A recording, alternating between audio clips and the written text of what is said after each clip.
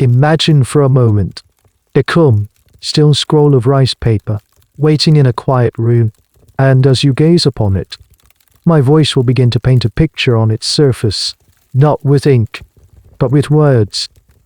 There's nothing for you to do right now, but breathe, and with each gentle breath, you might find yourself drifting closer to a quiet tale that begins in a world made of paper, a world known as Ukiyo, the floating world. Before we drift too far, if you feel a connection to this place, you are welcome to leave a quiet like or subscribe. Think of it not as a task, but as leaving a soft footprint here before you journey further. And if you feel so inclined, you can let me know in the comments where you're listening from, and what time it is in your corner of the world. It's a lovely way to feel the quiet company of others, all settling down for the night, together. And so, find that gentle darkness in your room, perhaps with a soft blanket pulled a little closer, as we begin our slow drift not just into a story, but into a picture, a wood dot print coming to life. The air is thick with the smell of damp earth, cedar wood, and the distant promise of charcoal smoke from 1,000 kitchen fires. You are standing on a packed dirt street in a city that sprawls like a living organism. This is Edo, the future Tokyo, sometime in the early 18th century. The rule of the shogun has brought along enforced peace to Japan, and with it, a kind of restless energy. The samurai class is still at the top, but they're a little bored. And below them, a new class of merchants on artisans is rising, flush with cash but with nowhere to climb on the rigid social ladder. So what do you do when you have peace, money, and no chance of promotion? You seek pleasure, and that's the world you've just stepped into. They call it Ukiyo, the floating world. It's a beautiful, poetic name for a lifestyle dedicated to the fleeting, the fashionable, and the fun. It's a world of kabuki theater with its dramatic makeup and superstar actors, of sumo wrestling tournaments where giants collide, of tea houses filled with music and laughter, and of art that captures it all on paper. You see these images everywhere. Simple, elegant wood block prints. They are the magazines, the posters, the social media of their day, showing off the latest kimono patterns, the most famous actors, and the most beautiful women. This entire world feels like it's made of wood and paper. The houses around you have timber frames and sliding screens made of translucent paper. The paper screens that glow from within like soft lanterns. It makes the whole city feel light, almost temporary, and, in a way, it is. The residents have a grimly funny nickname for the massive fires that regularly sweep through the densely packed neighborhoods. The flowers of Edo. It's a strange and unsettlingly beautiful way to describe a disaster. A hint that in this city, everything, even destruction, is viewed through a lens of transient beauty. You get the sense that you shouldn't get too attached to anything. You walk with the crowd. The clip-clop of thousands of wooden sandals on the earth a constant, rhythmic sound. Men in simple dark kimonos brush past women in more colorful attire, their hair held up with intricate combs. Everyone seems to be moving with a purpose, a quiet excitement. They are escaping the strict rules of the shogunate, the rigid caste system, the demands of family and honor. Here, in the floating world, a merchant with enough coin in his sleeve can, for a night, feel like a lord. An artist can become a celebrity.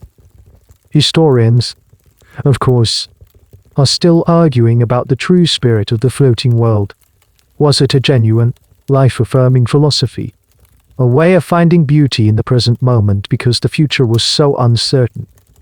Or was it more of a coping mechanism, a hedonistic distraction from a deeply oppressive and controlled society? Perhaps it was both, a beautiful flower growing in a walled garden. As you wander, you notice that many people are heading in the same direction, drawn as if by a magnetic force. The sun has set, and the city is falling into darkness, but ahead, the sky is not dark.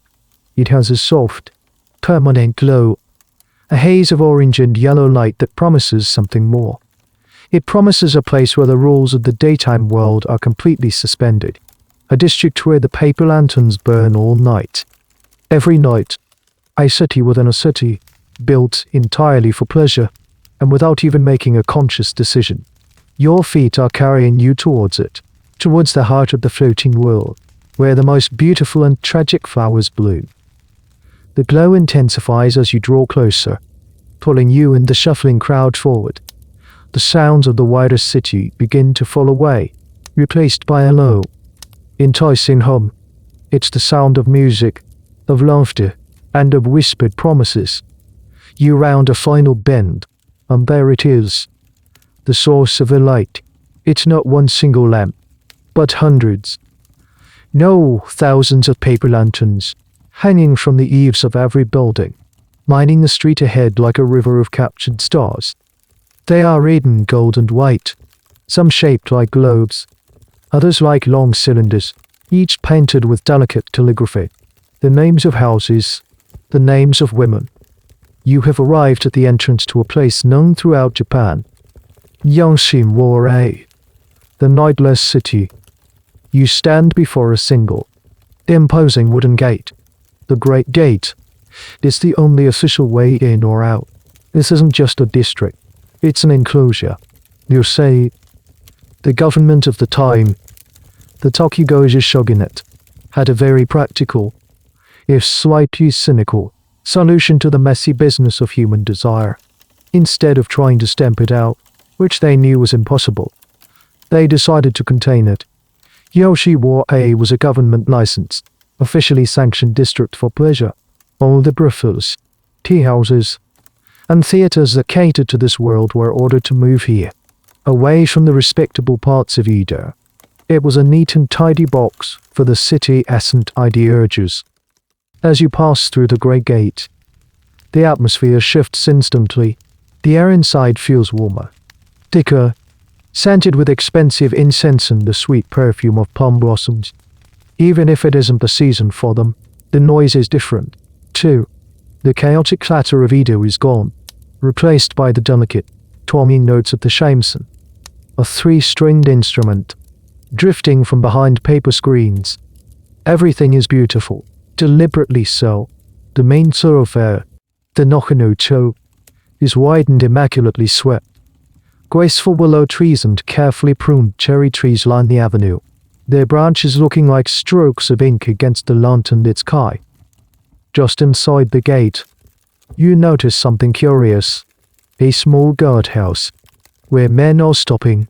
Samurai, with their two swords tucked into their belts, are handing over their long sword, the katana.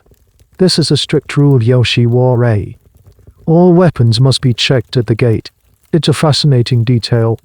In a world built on pleasure and fantasy, the ultimate symbol of a samurai's status and deadly power had to be left at the door. It was partly for safety, of course, to prevent deadly quarrels over a woman's favor. But it was also a great equalizer. Inside these walls, a samurai's blade meant less than the weight of a merchant's coin. You begin to walk down the main avenue, feeling as though you've stepped onto a theater set. The buildings are magnificent. Two-story structures with intricate wooden latticework covering the windows. Through the gaps in the lattice, you can see silhouettes moving. Hear the soft clinking of porcelain-shaped cups. It all feels so elegant, so refined. A perfect, curated illusion. Historians still debate just how effective this containment strategy really was. Did putting all of this in a walled compound truly protect the rest of society from its influence, creating a kind of pressure release valve as the shogun intended? Or did the culture of Yoshiwara, its fashions, its music, its art, inevitably leak out and shape the entire culture of Edo? The evidence suggests it was more of a sieve than a solid wall. The trends that started here in the nightless city often became the talk of the town on the other side of the gate tomorrow. For now, though, you are not thinking about that. You are simply taking it all in. The beauty is overwhelming, almost dizzying. It's easy to see why they called it the floating world. Here, surrounded by light and music and beauty, you feel untethered from reality. The worries of the world, the rigid rules, the grime of the city, they are all outside the great gate. Right now, you are inside the dream, and the dream is just beginning to show you its most spectacular sights. You continue your walk down the glittering main avenue, the Nakano-cho, letting the current of the crowd carry you. The sheer artistry of the place is intoxicating. Every detail, from the curve of a roof tile to the pattern on a lantern, feels considered and perfect.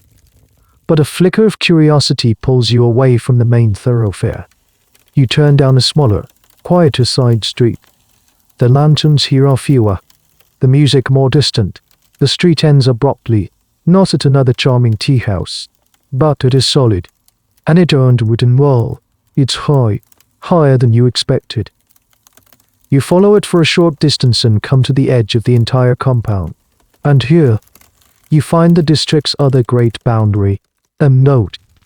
It's not a grand, romantic moat like one you'd find surrounding a castle. There are no graceful swans here. It's a dark, still, and somewhat grim-looking ditch filled with murky water. And this moat has a name. A strange and deeply unsettling one. The Blackened Teeth Ditch. Now this is a peculiar detail. Oiran was the custom of dyeing one's teeth black. For centuries in Japan, it was considered a mark of beauty and sophistication.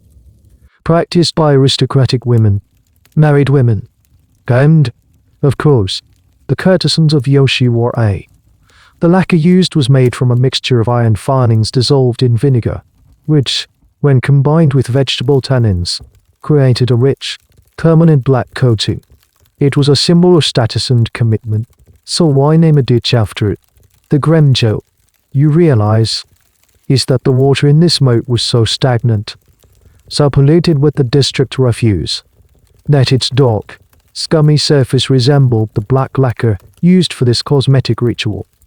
It's a piece of gallows humor that tells you more about this place than any official guidebook ever could. The walls and the moat served a very clear purpose, and it was just aesthetic. Officially, they were there to quarantine the pleasure district, to keep its activities contained and separate from the more morally upright parts of Edo.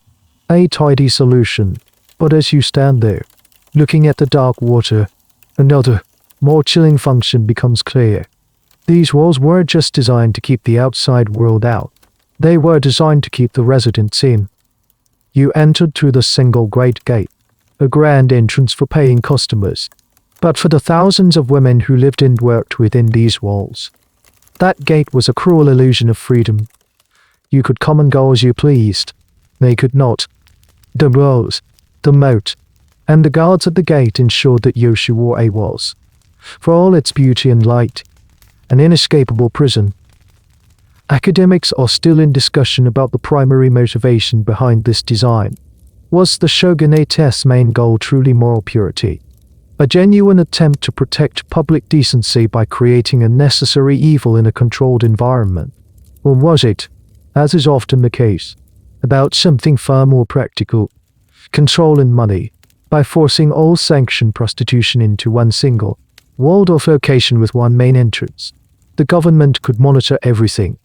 They could count the customers, tax the brothel owners, and maintain a tight grip on a hugely profitable industry. The moral argument may have been a convenient and respectable facade for a very shrewd business decision. You turn your back on the blackened teeth ditch and the silent, imposing wall. You walk back toward the light and music of the main avenue, but something has shifted in your perception. The beauty is still there. The lanterns are just as bright, the music just as enchanting, but now you can feel the frame around the picture. You are aware of the cage, however gilded it may be. The floating world no longer feels quite so light, so untethered. It feels anchored in place by its walls, its moat, and the dark, unspoken truths that lie beneath its glittering surface. As you rejoin the crowds, you notice a ripple of excitement passing through them. People are lining the sides of the street, their faces turned in anticipation. Something, or someone, is coming. The low murmur of the crowd shifts into a kind of hushed anticipation. People instinctively move to the sides of the broad avenue, creating a clear path down the middle. A collective intake of breath seems to ripple through the air. You follow their gaze, looking down the street into the lantern-lit darkness from which the procession will emerge. The delicate music from the tea houses seems to pause, holding its breath with the rest of the district. Then, you see them. The procession begins not with the main attraction, but with her entourage. First come two young girls, almost children, dressed in exquisite matching kimonos. These are the personal attendants in training. They are followed by teenage apprentices, their faces painted a stark, perfect white. A man carrying a huge, tasseled umbrella, a symbol of her high rank, walks with a stylized, almost comical strut. Everything is performance. Everything is designed to build the drama. And then, she appears. She seems to float out of the darkness, a figure of such overwhelming, theatrical beauty that she scarcely seems real. This is an Oiran, one of the queens of Yoshiwara. Her kimono is not just a garment. It is a wearable masterpiece.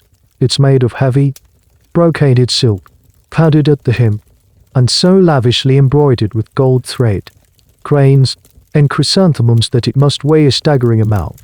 She wears multiple layers, each one visible at the collar and sleeves, creating a vibrant cascade of color.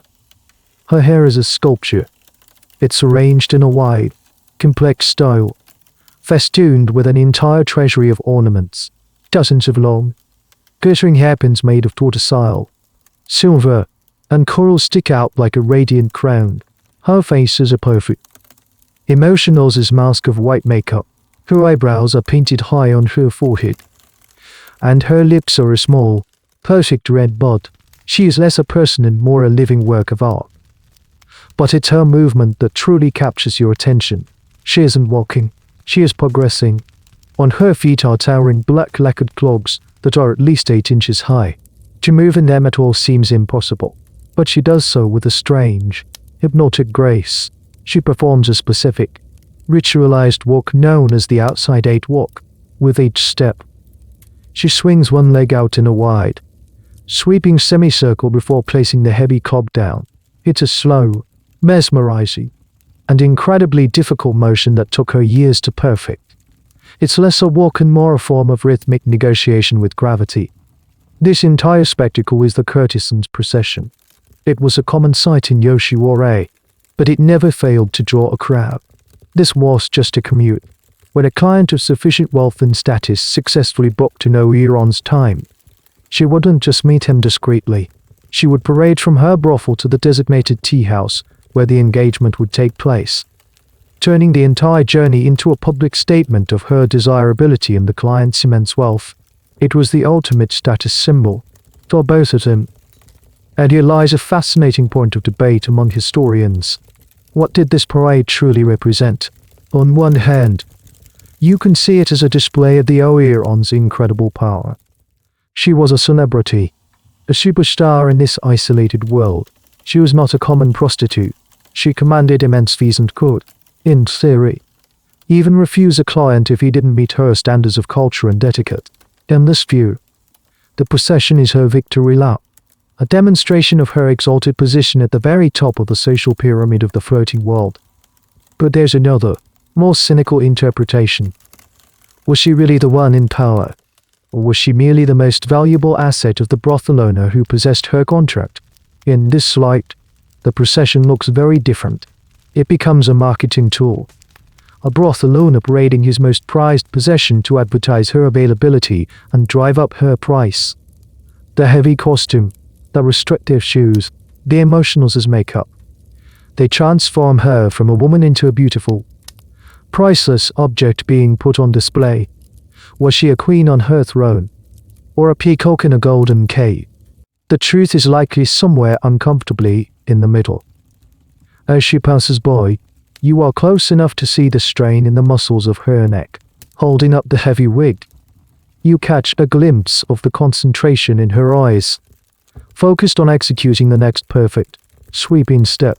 For a fleeting moment, behind the perfect white mask, you see a human being doing a very, very difficult job.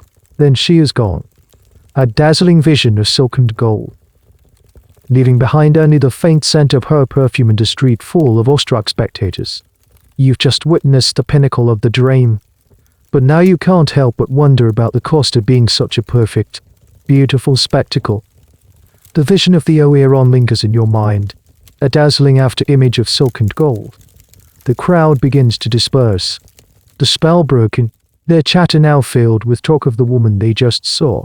Her name, the house she belongs to, the incredible cost of her kimono. You find yourself drawn to the building she emerged from. One of the grandest establishments on the main avenue. It's a high-class brothel, though it feels more like a palace.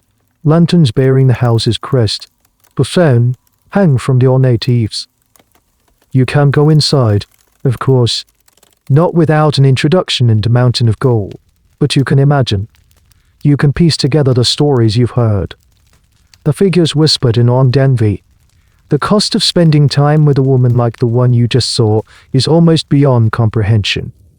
It wasn't just a single fee for a single night. A client had to prove his worth. The first meeting was just that. A meeting. The Oiran would sit on a high cushion at the far end of the room, and she would not speak to you. She would not eat with you. She would simply observe as you entertained her entourage of apprentices and attendants. You were expected to feast, drink, and pay for musicians and performers to create a lively, cultured atmosphere. You were, in essence, auditioning, and for this privilege of being silently judged from afar, you would pay a fortune.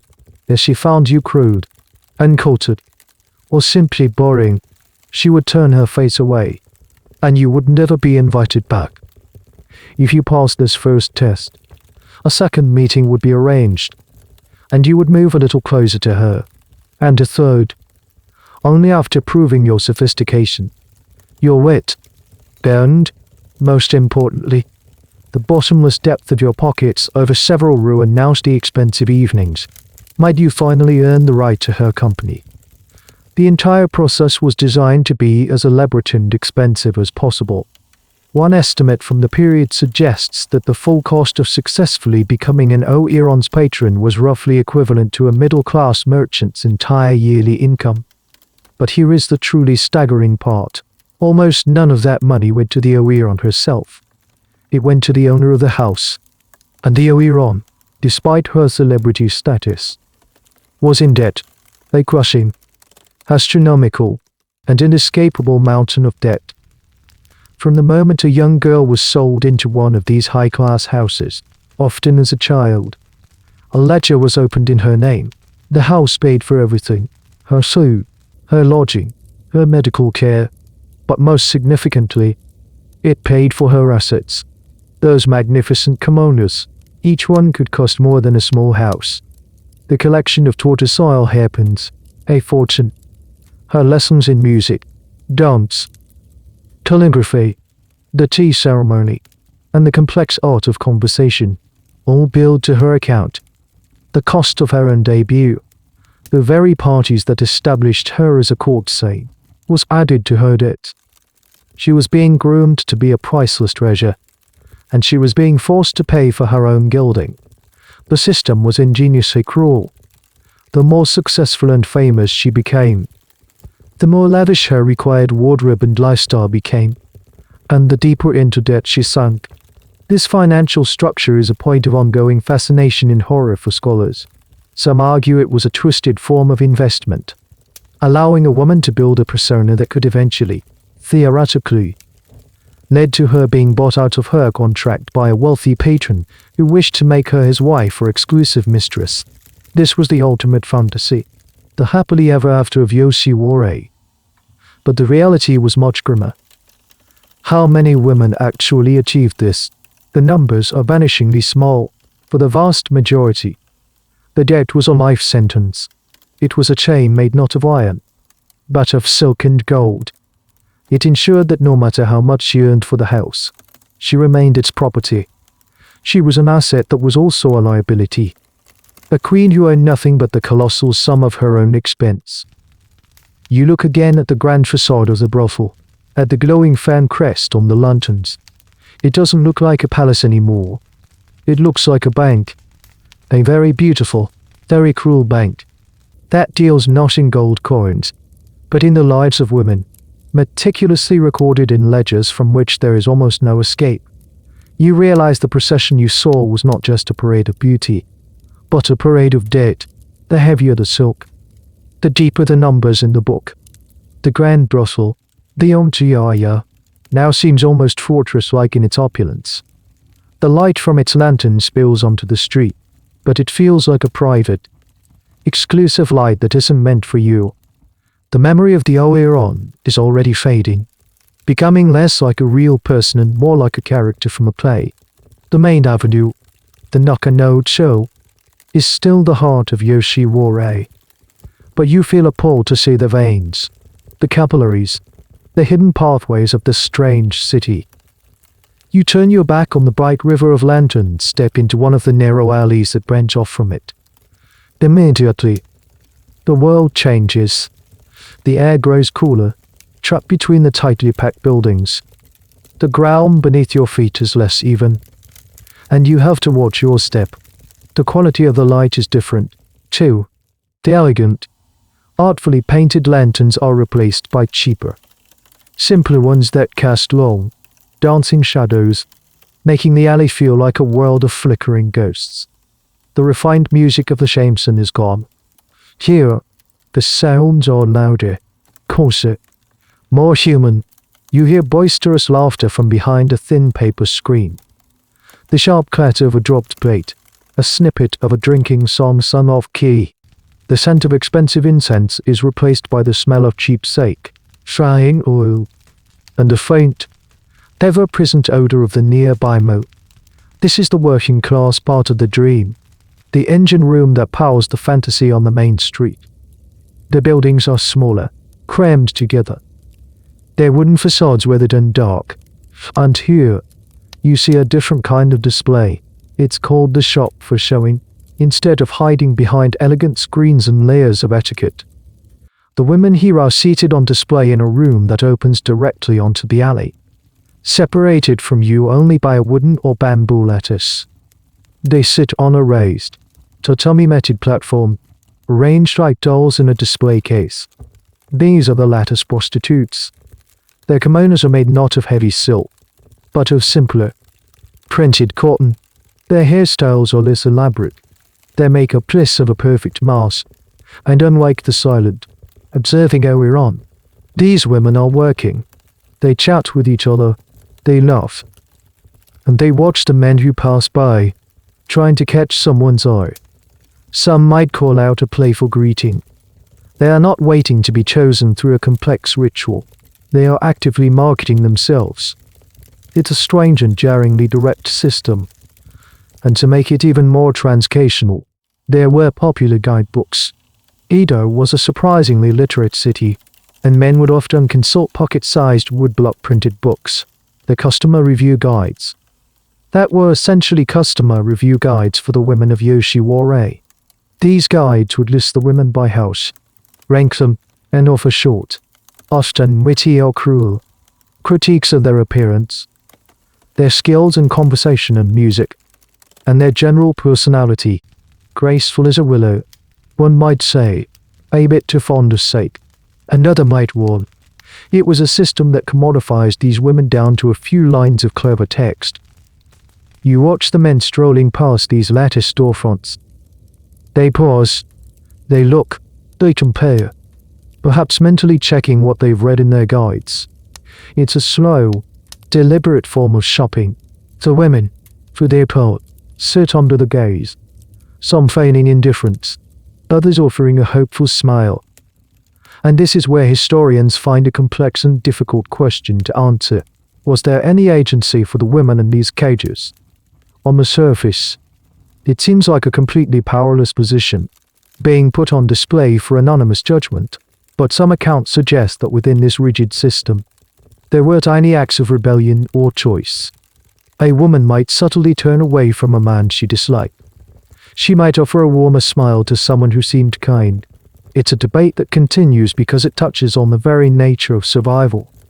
In a system designed to strip you of all power, how do you hold on to even a shred of your own will? We may never know for sure. As you stand in the shadows of the alley, you realize you're seeing the middle layer of this world. These women are far below the celestial status of an Oiran, but they are still part of the official, visible structure of Yoshiwara. They are in the guidebooks. They sit in the light, however dim, but as you look deeper into the alley, you see it branches again, into even narrower, darker passageways. You get the distinct feeling that you haven't reached the bottom yet.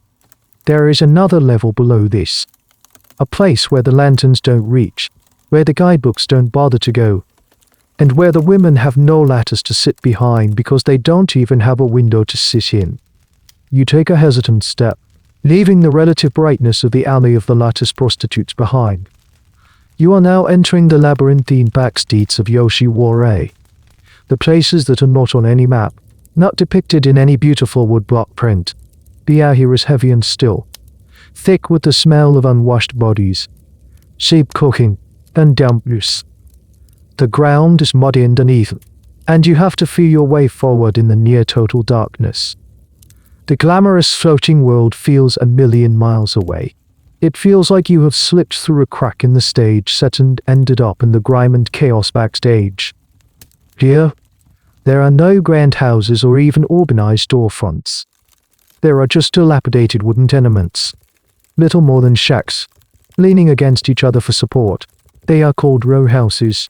These are the living quarters for the lowest-ranking workers of the district. The servants, the cooks, the bouncers, and the women at the very bottom of the pyramid. And it is here, in the dim light spilling from a cracked paper screen, that you see them. They are not on display. They are simply there, huddled on the earthen floor just inside the doorway of a tiny, shared room. They wear thin, patched kimonos, faded from countless washings. Their hair is unadorned, perhaps held back with a simple cord. Their faces are not painted into beautiful, emotionals as masks. They are bare, showing the exhaustion and the premature lines etched by a brutal life. These are the women known by a variety of grim, unofficial names. Gun prostitutes, a crude reference to the speed and impersonality of their transactions. Night hawks, for the way they haunted the darkest corners of the district. But the most common and most chilling name was the Hell Courtesans. It's a shocking, brutal title. It was a deliberate, mocking inversion of the name given to the queens of Yoshiwara. The Oiran, with her silken attendants, represented the heavenly ideal of the floating world. These women represented its hellish reality. They were the absolute lowest rank, often women who had fallen from higher stations due to age, illness, or debt. Or they were girls who were sold directly into this life, never even given a chance to climb the ladder. Their working conditions were unimaginably harsh. They had no private rooms. They often worked out of shared, squalid chambers, sometimes with only a thin screen for privacy. Sometimes not even that.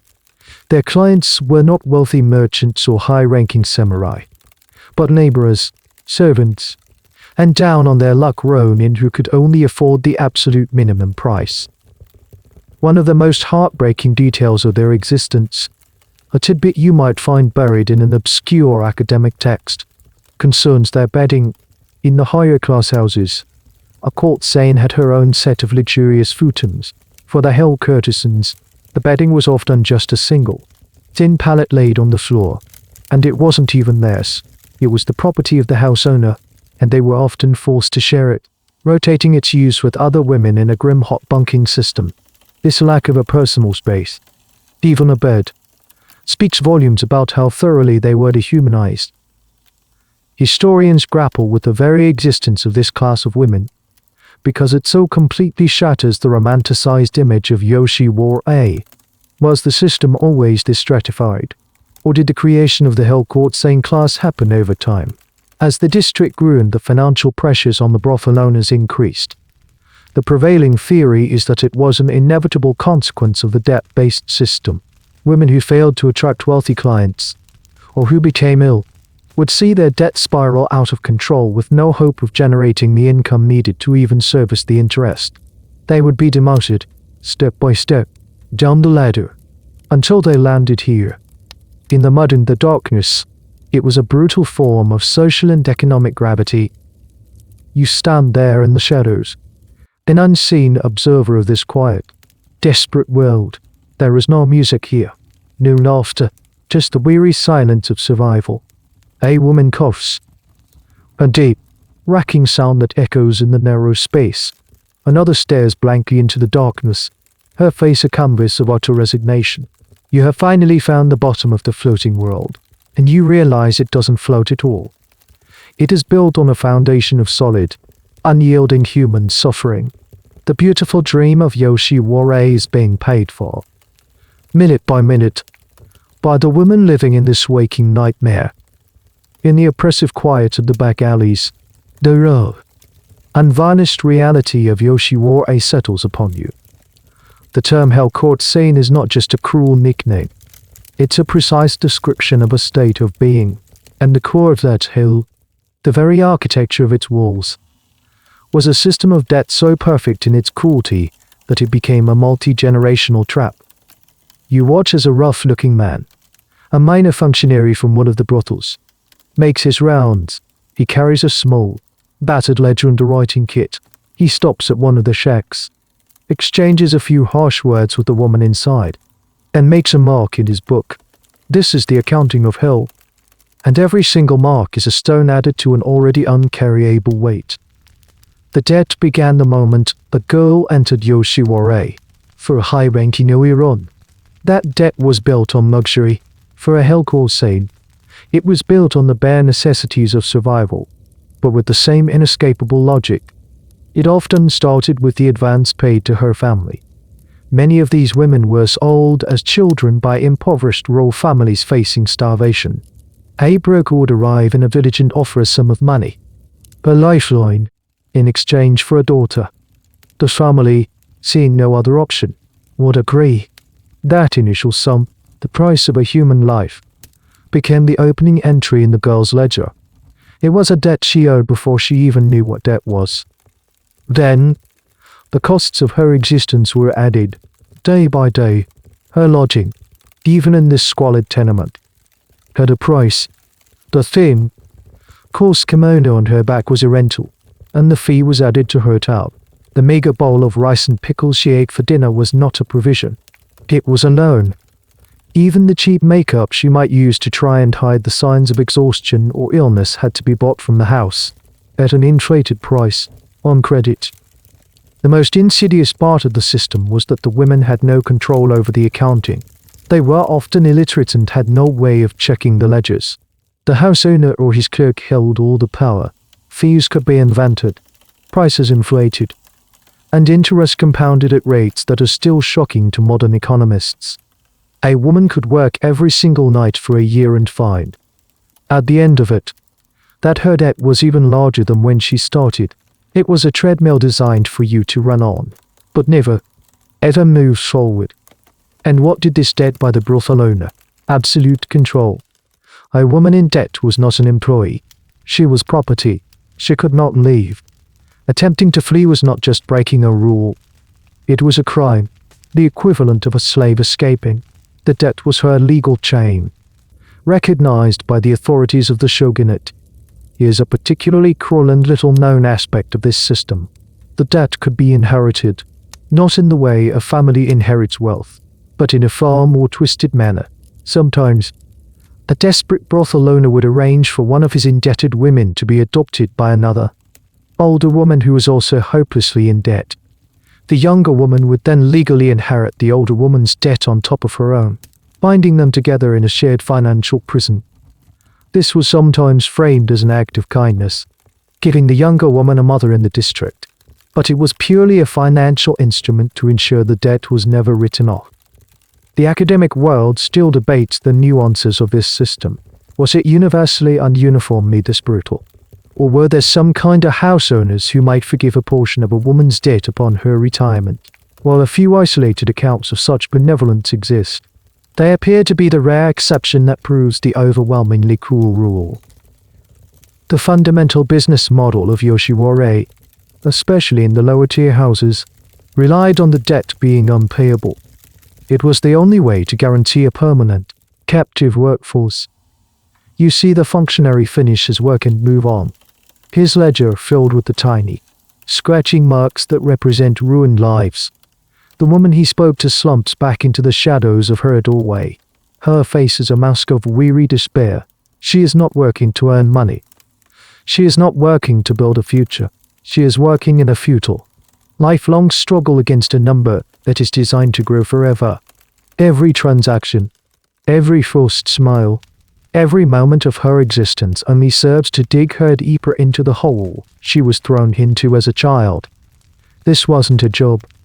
It was a slow-motion financial execution, and the only thing it produced was a lifetime of suffering. The air in the back alleys seems to carry a sickness. It's more than just the physical dampness and grime. There's a palpable sense of decay, of bodies slowly breaking down. A woman nearby coughs again, a dry, persistent hacking that sounds like it's being torn from her lungs. Another moves stiffly, a subtle limp in her gait that she tries to hide. In the unlit corners of the floating world, debt was only one of the monsters. The other, more immediate and often more deadly, was disease. In an era before antibiotics, before even a basic understanding of germ theory, the crowded, unsanitary conditions of Yoshiwara were a perfect incubator for illness, and for the women at the bottom, there was no escape.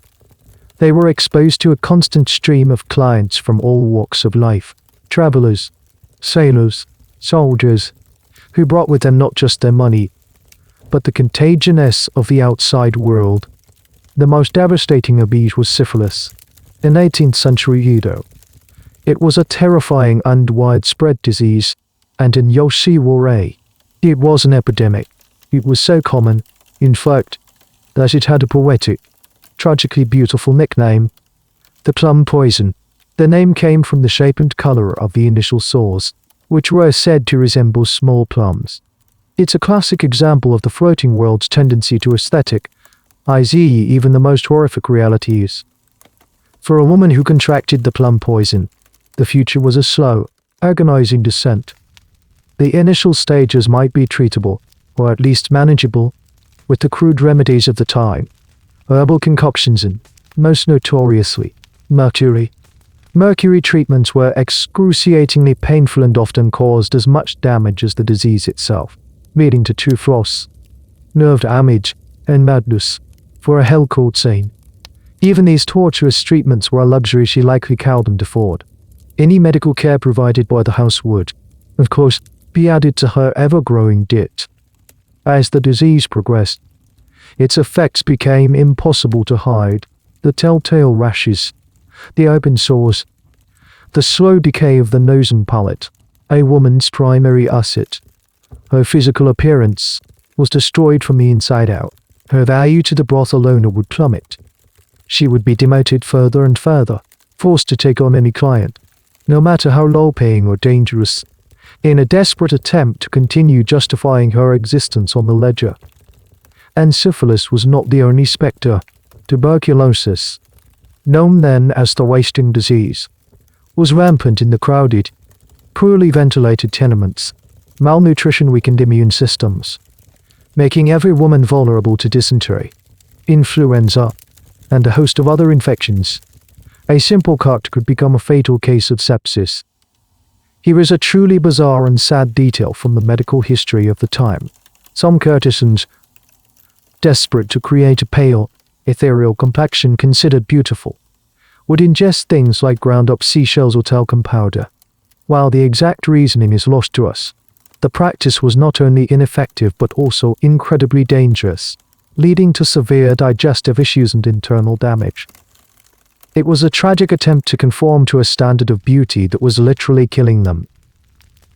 The question of how the shogunate and the brothel owners managed this public health crisis is a subject of intense historical study. Were there official checks, attempts at quarantine? The evidence suggests that any efforts were minimal and largely ineffective. There were so-called doctors in Yoshiwara, but their knowledge was limited, and their primary loyalty was to the brothel owners, not the women. A sick woman was a broken tool, a non-performing asset. The incentive was not to heal her, but to extract whatever minimal value she had left before she was discarded.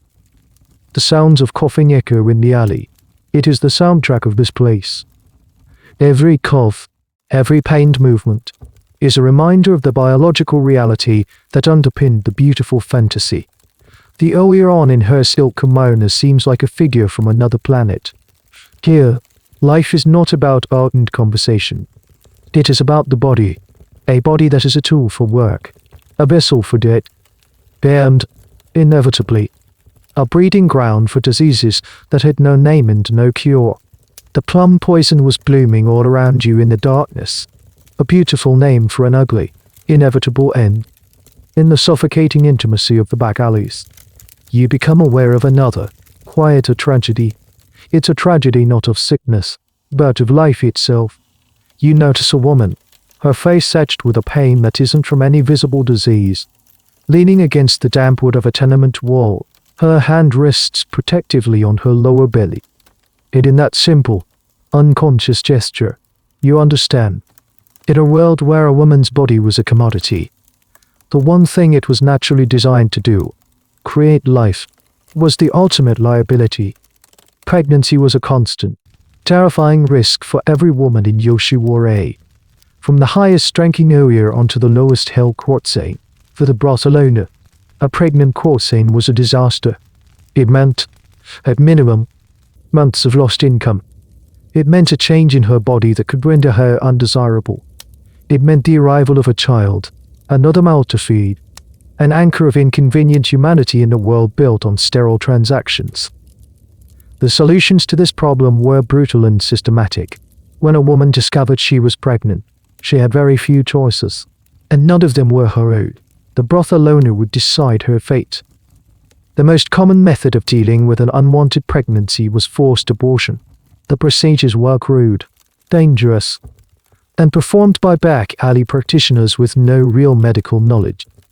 They used a variety of horrifying methods, from herbal poisons that were often toxic to the woman as well, to invasive physical techniques that frequently lead to hemorrhage, infection, and death. A woman subjected to this was expected to recover quickly and return to work. Her internal injuries and emotional trauma simply another unlogged part of her suffering. If the pregnancy was to advance, or if abortion was unsuccessful, infanticide was a grimly common alternative. A baby born in the back alleys of Yoshiwara had almost no chance of survival. It was a secret to be disposed of, a problem to be erased.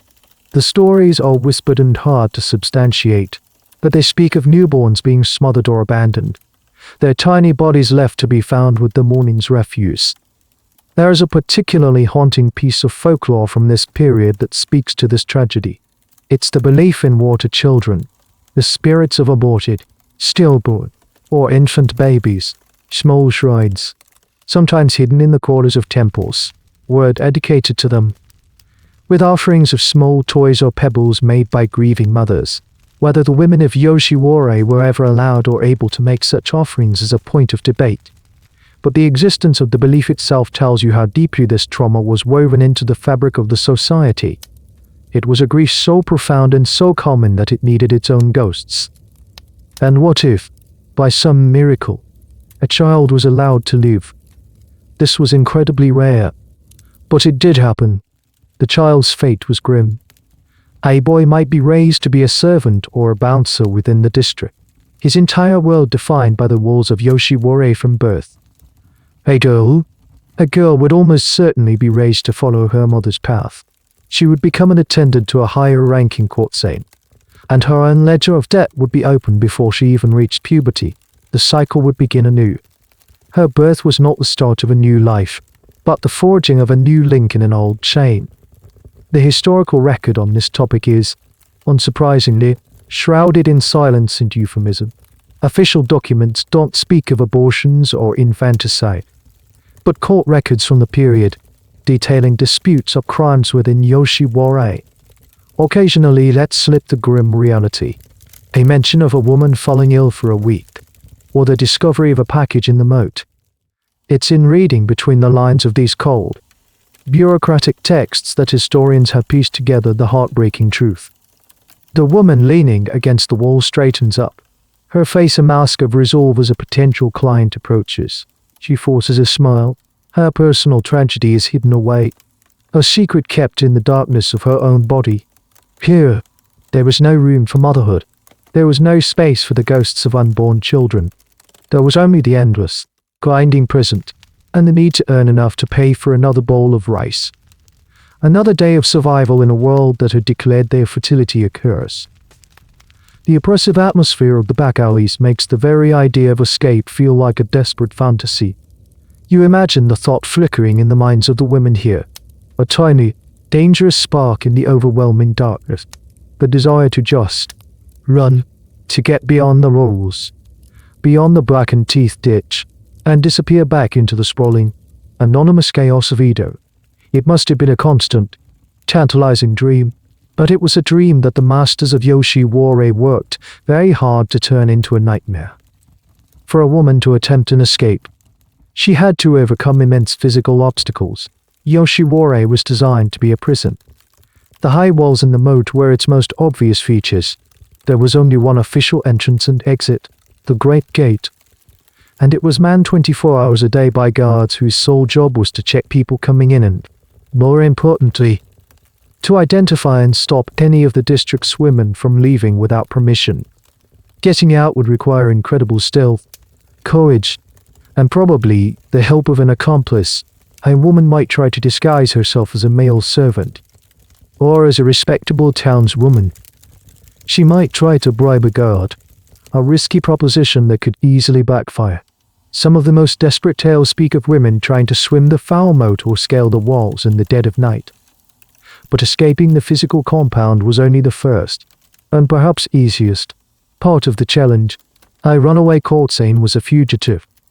She was a piece of property that had been stolen from her owner, and the brothel keepers had a powerful network for recovery. They would post lookouts, send hired dogs to scour the city for her, and offer rewards for her capture. And here's a particularly cruel institutional detail. There were official checkpoints on all the major roads leading out of Edo. The shogunate, obsessed with control, monitored traffic in and out of the capital. A runaway woman, traveling alone, without proper papers or a convincing story, would be immediately suspect. She would be detained and, once her identity was discovered, returned to her owner in Yoshiwara. There was no sanctuary. The entire city, and the roads beyond it, were part of the cage. The consequences for a failed escape attempt were horrific, and they were deliberately made public to serve as a deterrent to others. There was no formal, legal process. The punishment was meted out by the brothel owner and was designed to be as brutal and humiliating as possible. The captured woman would be paraded through the streets of Yoshiwara, her hands bound, her clothes torn. She would be beaten, often in front of the other women of the house, a clear and silent warning. Her head might be shaved, a mark of deep shame in a culture where a woman's hair was her crowning glory. But the punishments often went further, into acts of targeted, symbolic cruelty. A woman might have her feet burned, making it difficult for her to ever walk, let alone run. Again, in some of the most extreme documented cases, the tendons of her ankles were cut. It was a punishment that didn't just hurt. It permanently crippled, ensuring she could never again even entertain the dream of running away. Historians are still debating the frequency and exact nature of these punishments. Were these extreme acts of violence common? Or were they rare? Legendary events used to terrorize the population. The secretive, close nature of Yoshiwara makes it hard to know for sure, but the accounts that do exist, often from the memoirs of former clients or disillusioned workers, paint a consistent and terrifying picture. The system was predicated on the idea that escape was not an option, and it used exemplary violence to reinforce that message. You look at the women huddled in the doorways of the tenements. You see the resignation in their eyes. It is not just the resignation of poverty or sickness. It is the resignation of the truly imprisoned, of those who know that the walls around them are not just made of wood and earth. They are made of a complex system of surveillance, finance, and brutal, state-sanctioned violence. The dream of running away dies when you know that, even if you succeed, you will be dragged back to a reality that is far worse than the one you fled. As you observe the grim reality of the backstreets, a subtle but profound aspect of this world begins to dawn on you when you hear the women speaking to each other, or to the men who approach them. You never hear their real names. They use short, often beautiful or poetic professional names. A woman might be called Hannah, meaning flower, or Kicho, meaning butterfly, or Ukiyo, meaning thin cloud. These are the names listed in the guidebooks, the names whispered by clients, but they are not their own. The process of erasing a woman's identity began the moment she was sold and passed through the great gate of Yoshiwara. Her birth name, the name given to her by her parents, the name that connected her to her family, her village, and her past, was taken from her. It was locked away, a secret that was useless and even dangerous to hold on to. In its place, she was given a professional name. This wasn't a choice she made. The name was assigned to her by the owner of the brothel. Sometimes, in the higher class houses, there was a twisted tradition of inheritance. When a famous soldier retired or died, her prestigious name would be passed down to her most promising successor. A young girl would be forced to step into the shoes, and the name of a woman she might have never even met, expected to live up to a reputation that wasn't hers. It was a way for the brothel owner to maintain the brand recognition of a famous courtesan, treating her name like a commercial asset. For the lower-ranking women, the names were often less grand, but the principle was the same. The name belonged to the house, not to the person. It was a label, a tag that identified her as a piece of property. This renaming was a powerful act of psychological control. It severed a woman from her past and reinforced the idea that her old self was gone, dead even. Her only reality now was her role within Yoshiwara. And this Arasua went beyond just her name. Her entire history was rewritten. Courtesans, especially those in the mid to high ranks, were often given fictional backstories. A brothel owner might invent a romantic, tragic tale for a new girl, claiming she was the fallen daughter of a noble samurai family, forced into this life by misfortune. This made her more exotic, more appealing to clients who were by not just a physical encounter, but a fantasy. The woman herself was expected to learn this new life story and recite it as if it were her own. She had to become a character in a play written by her master. One of the more peculiar, undebated aspects of this identity erasure is the use of a special dialect. The courtesans of Yoshiwara were known for their unique manner of speaking. Called the enclosure dialect, it was a highly stylized and artificial form of Japanese, full of elegant euphemisms and playful inversions of common words. Learning this dialect was a mandatory part of a courtesan's training. On one hand, this dialect served as a marker of sophistication, a secret language that set the world of Yoshiwara apart from the mundane world outside. It added to the allure and the fantasy. But historians also argue it was another tool of control, by forcing women from all different regions of Japan to abandon their native dialects and adopt this new, artificial one. It further stripped them of their origins. It homogenized them, making them interchangeable parts of the Yoshiwara machine. It was a voice that belonged to the district, not to the woman speaking. You listen now to the snippets of conversation in the darkness, and you understand the profound emptiness behind the words. The woman called Butterfly is not a butterfly. She is a girl from a fishing village who remembers the smell of the salt and the sea. The one called Flower is not a flower. She is a farmer's daughter who misses the feel of the earth under her feet. But those girls are gone. They have been replaced by these new creations. These women with poetic names and hollowed-out pasts. Forgetting your own name wasn't just a consequence of this life. It was a prerequisite for surviving it. It was the first and most fundamental act of submission. In a world built on such a foundation of cruelty, debt, and erased identities, you find yourself asking a deeply human question. Was it all just transcational? Was there any room at all for genuine affection? For a fleeting moment of kindness?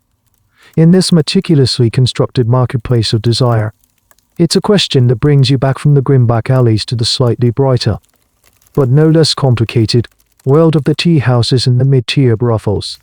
You imagine a scene. A merchant, a regular client, sits with a courtesan. He doesn't come for the grand spectacle of an Oiran, but for the company of this specific woman. He brings her a small gift, a new hairpin, a popular novel. They share soup, and he talks to her not about business or politics, but about his day, his worries. She listens. She laughs at his jokes. She plays a song for him on the shamisen. For a few hours, the rigid frame of the transaction seems to soften. It almost looks like intimacy. This was the ideal of a chic understated elegance, a highly prized aesthetic in Edo culture. It is a notoriously difficult idea to translate, but it encompasses a chic, understated elegance, a kind of detached sophistication, and an unpretentious spirit. In the context of Yoshiwara, a client who possessed this quality was one who understood the rules of the game, but played it with grace and a light touch. He wasn't crude or demanding. He appreciated the woman's artistry and conversation as much as, if not more than, her physical charms. He treated her, in short, like a person. The relationship between a courtesan and a favored, long-term client could become incredibly complex. Some of these relationships lasted for years, creating a bond that looked very much like love. A courtesan might show preference for one client over others, saving her best stories or her warmest smiles for him. He, in turn, might feel a genuine sense of responsibility and affection for her, perhaps even jealousy. And here is a strange and poignant detail of this world: the love suicide. It was a romantic, tragic trope that became wildly popular in the plays of the famous dramatist Chika Matsuman's Emon. The stories were always the same. A noble courtesan and her penniless lover, unable to be together in this life, make a pact to die together so they can be united in the next. These plays were so popular, and the ideas so romanticized, that they sparked a wave of copycat suicides. A courtesan and her lover would be found together, having taken their own lives as a final, dramatic act of love. But what was the reality behind these grand romantic gestures? Historians are deeply divided on this. Some see it as the ultimate proof that true love could blossom even in the toxic soil of Yoshiwara. It was a tragic, but authentic, expression of a bond so strong that it defied the commercial nature of their world. It was a final act of agency, choosing death together over a life apart. Others, however, have a much more cynical interpretation. They point out that a love suicide could be a very convenient event for a man deeply in debt, or for a woman whose own brothel debts were insurmountable. Was it always a mutual pact of love, or was it sometimes a murder-suicide, initiated by a desperate man, or a silent, desperate escape for a woman who saw no other way out? Furthermore, the brothel owners, ever the pragmatists, sometimes even fake love suicides. If two of their courtesans died from disease, for instance, they might arrange the bodies to look like a love suicide to avoid a public health panic and create a tragic, marketable story instead. So you are left with this scene in the tea house. The merchant and the courtesan, sharing a quiet moment. Is he a man of chic elegance? A genuinely kind soul who has found a real connection? Or is he just a better class of customer, playing the role of the sensitive patron because that is the fantasy he wishes to buy? And is her gentle laughter a genuine expression of affection? Or is it the practiced skill of a consummate professional? An actress giving the performance of a lifetime because a satisfied long-term client is a steady source of income for the house. The heartbreaking truth is that it's impossible to know. Perhaps even they didn't know for sure. In a world where every gesture was potentially a performance and every emotion a commodity, kindness itself became suspect. Any genuine flicker of human connection was immediately swallowed by the transcational nature of the cage they were in, leaving you to wonder if it was ever really there at all. The floating world, by its very name, is about the transient, The fleeting moment of beauty. Cherry blossoms are its quintessential symbol, glorious in their full bloom, but destined to fall after only a few days. You watch the flow of life in Yoshiwara, the arrival of new, young faces, the rise of a new favorite courtesan, and you are forced to confront the inevitable question, what happens when the blossoms fall? What is the fate of a woman in this world once her youth, the very currency of her existence, begins to fade? For the vast majority of women, especially those in the middle and lower ranks, the future was a slow, grim, downward spiral. A woman's career in Yoshiwara was brutally short. She might debut in her mid-teens, peak in her early 20s, and by her late 20s, she was often considered old. The first signs of aging, a line around the eyes, a fading of the youthful glow, were the first signs of her professional demise. As her popularity waned, the quality and wealth of her clients would decline. The house owner, seeing his asset depreciate, would become less willing to invest in her. She would no longer be given the finest kimonos or the most prominent place in the display room. Her fees would be lowered, and she would be forced to take on more clients to try and make up the difference, accelerating her own exhaustion and decline. Step by step, she would be demoted down the rigid hierarchy of the brothel. The lattice prostitute in the lattice cage would eventually become the hell courtesan in the dark alley. Her debt, of course, would not decline with her age. In fact, it would likely continue to grow, as her reduced earnings fell further and further behind the accumulating interest and the basic costs of her own maintenance. She would be trapped in a cycle of diminishing returns, working harder and harder for less and less, sinking ever deeper into the financial mire. The muckiest, and this was a tiny fraction of women, might achieve the ultimate fantasy, being ransomed. A wealthy patron, a man she had cultivated a long-term relationship with, might pay off her entire debt to the brothel and set her up as his wife or, more commonly, his mistress. This was the fairy tale ending, the plot of countless plays and stories. It was the dream that kept the entire system running, the single winning lottery ticket that made all the others feel like they had a chance. In reality, it was so rare as to be almost mythical. A slightly more common, but still fortunate, outcome was to graduate into a different role within the district. A former courtesan with a sharp mind and good business sense might become a manager of a tea house or procures for a brothel. An older woman might become an older woman who managed the day-to-day lives of the younger courtesans.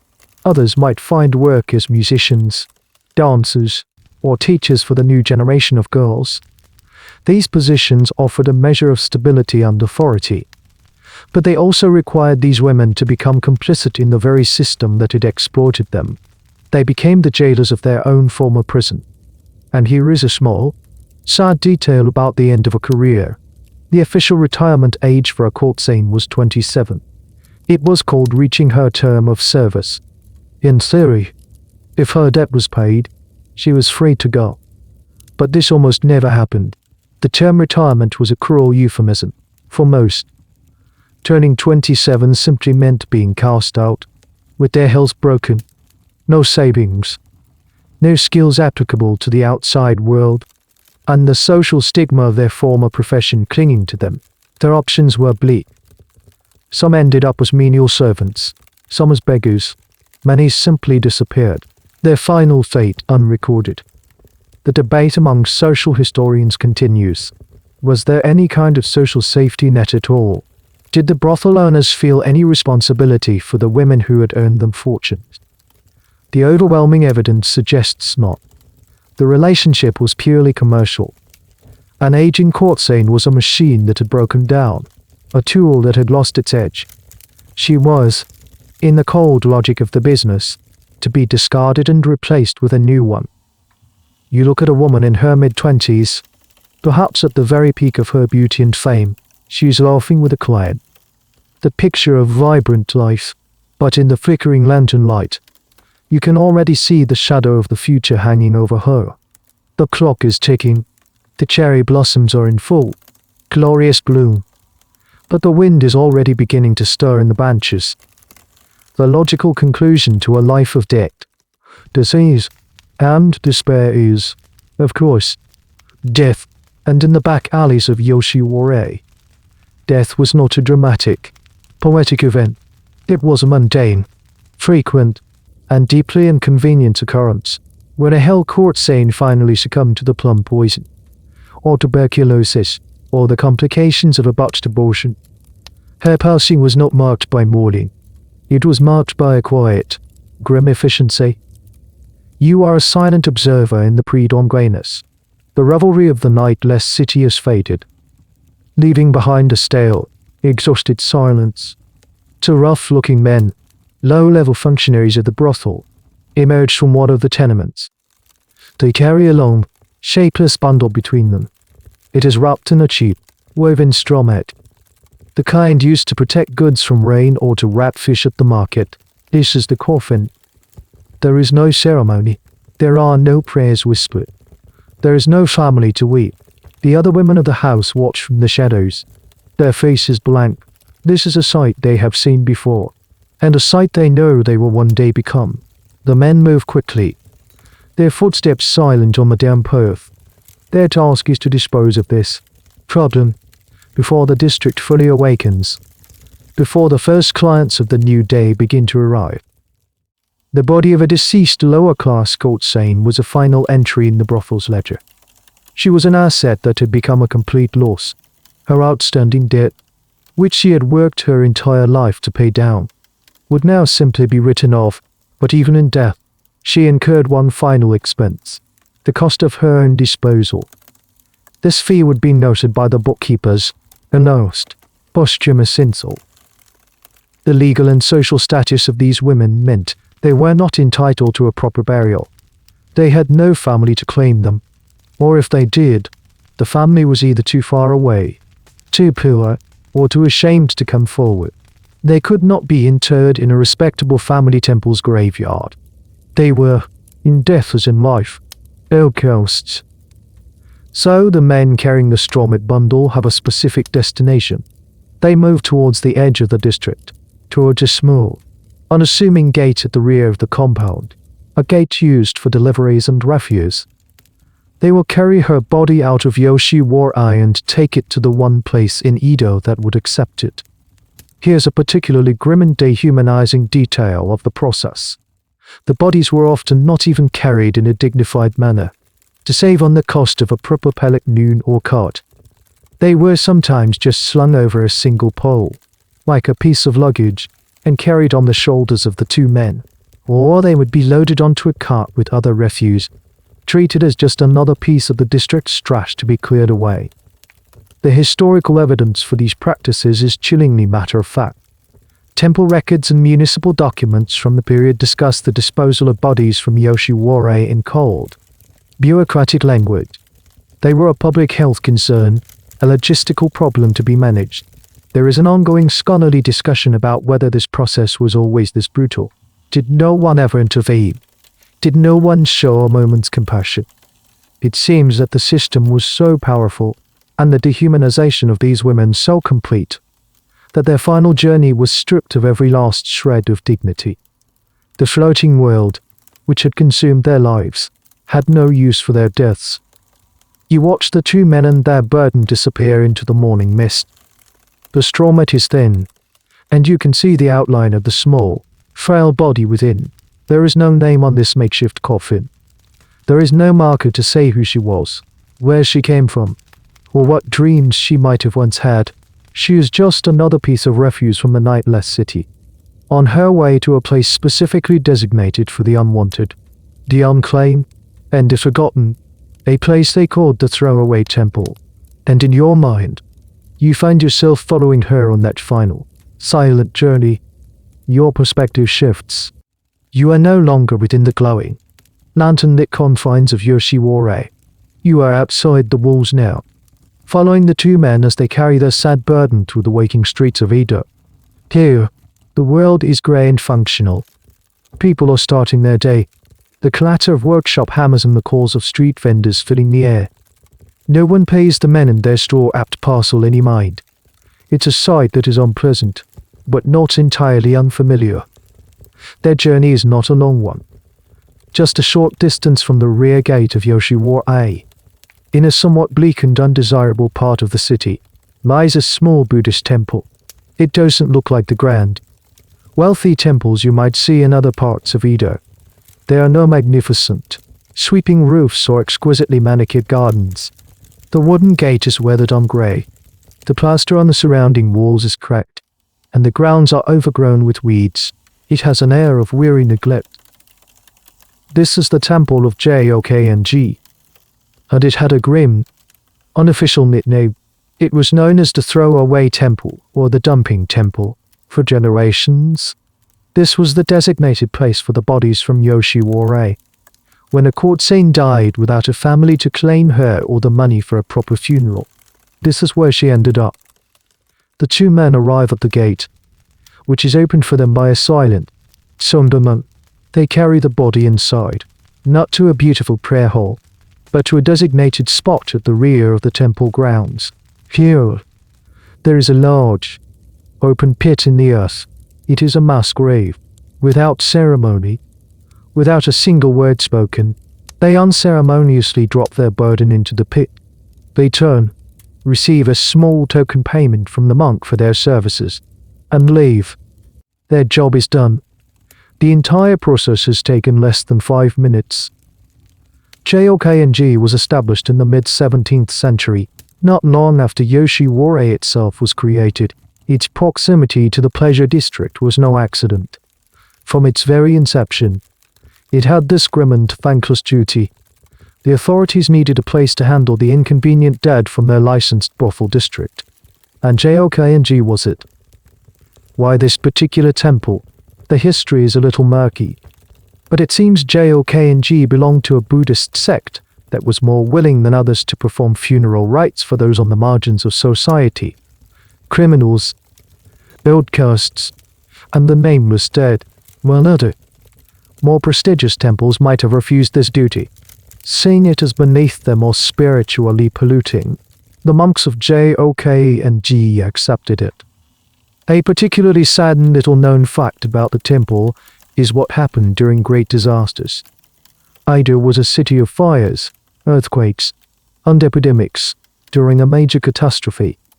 Like the Great Nessie earthquake of 1855, the death toll in the flimsy, crowded buildings of Yoshiwara was catastrophic. Hundreds of women could be killed in a single night. In the aftermath, a steady stream of carts would arrive at Jokng, not with individual bodies wrapped in straw mats, but with heaps of the dead, to be unceremoniously tipped into the ever-present pit. The temple became a silent, grim registrar of the district's tragedies. The academic debate surrounding Jokng is a quiet but fascinating one. Was the temple a complicit partner in the dehumanization of these women, a mere disposal site that profited from their deaths, or were the monks, in their own way, performing an act of compassion, by providing a final resting place, however humble, and by chanting sutras for their souls? Were they offering a last shred of dignity that society had denied them? Was this a place of callous disposal, or a place of final, anonymous sanctuary?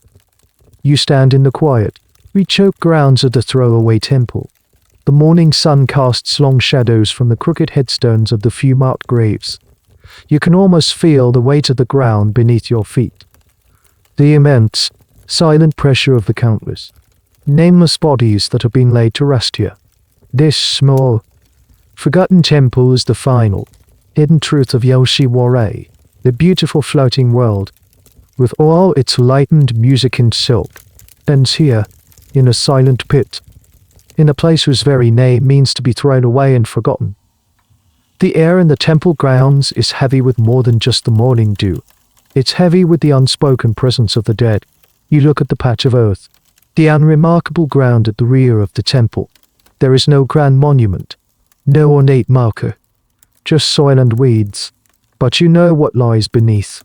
Not one body, not a dozen, not even 100.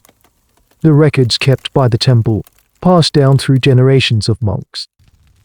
tell a story of staggering, almost incomprehensible scale. Over the 2.5 centuries that Yoshiwara operated, from the mid-17th century to the early 20th century, this small temple became the final resting place for an estimated 21,000 women. Let that number sink in for a moment. 21,000. It's a number so large that it loses its meaning. It becomes an abstract statistic, so you try to break it down. That's an average of more than 80 women a year. Every single year, for over 250 years. More than one a week. A constant, steady, unending stream of the dead, arriving in their straw-mat coffins, to be added to the anonymous earth. This is the point where the beautiful, tragic story of the individual courtesan dissolves into the horrifying, industrial-scale reality of the system. This was not a series of isolated tragedies. This was a process, a machine designed to consume human lives. And this temple ground was its final exhaust port. The sheer number transforms the story from one of personal suffering into one of a demographic catastrophe, a silent, slow-motion massacre hidden within the walls of a Persia district. You think of the population of Yoshiwara at any given time.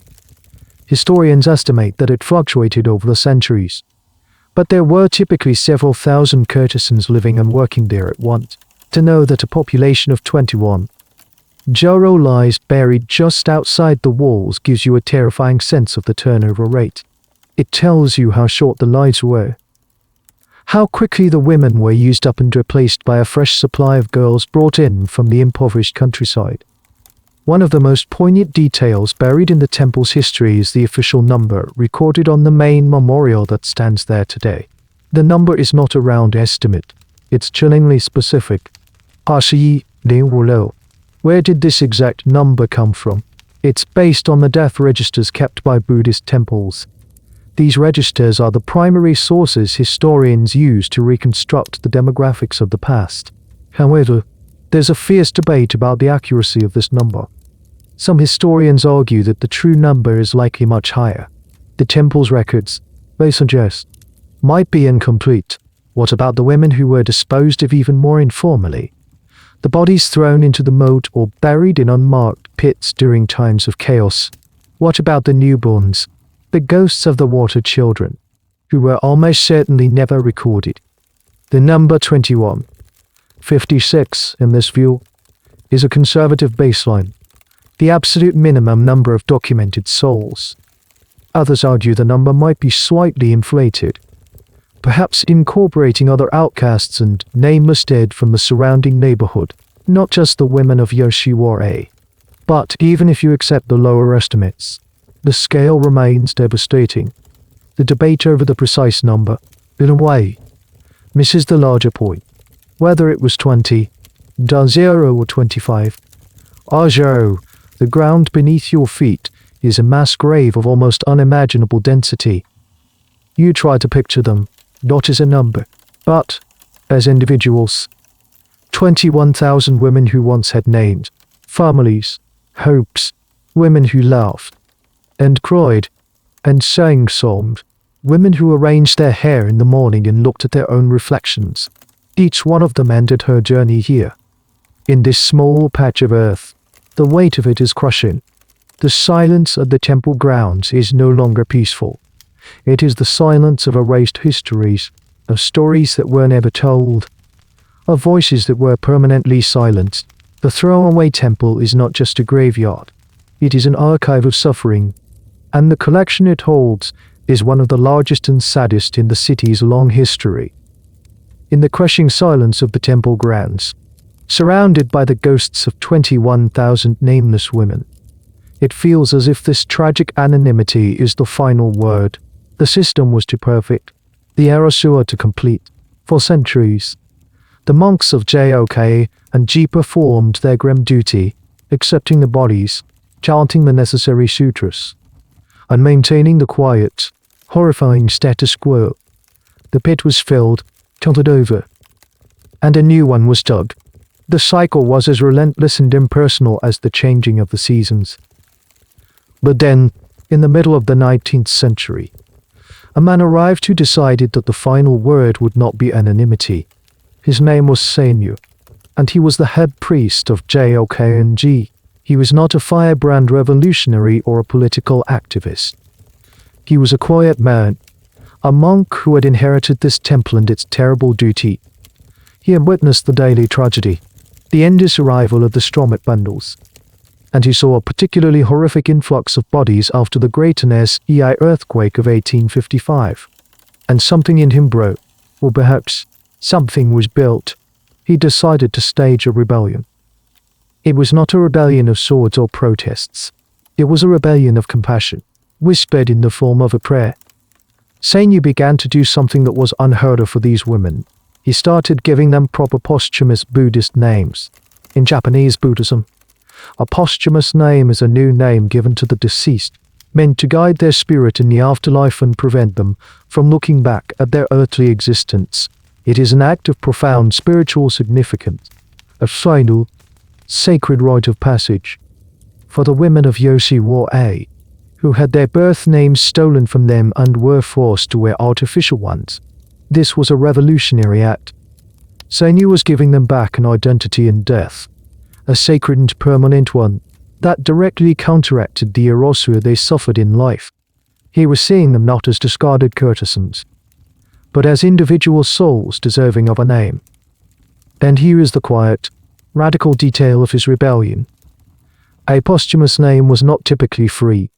It was something a family would pay a temple for, and the quality and length of the name often depended on the size of the donation. It was, like everything else, tied to status and wealth. Seinyu gave these names, beautiful and dignified names, to the most destitute and reviled women in the city, for free. He used his own temple's meager funds to perform this act of spiritual charity.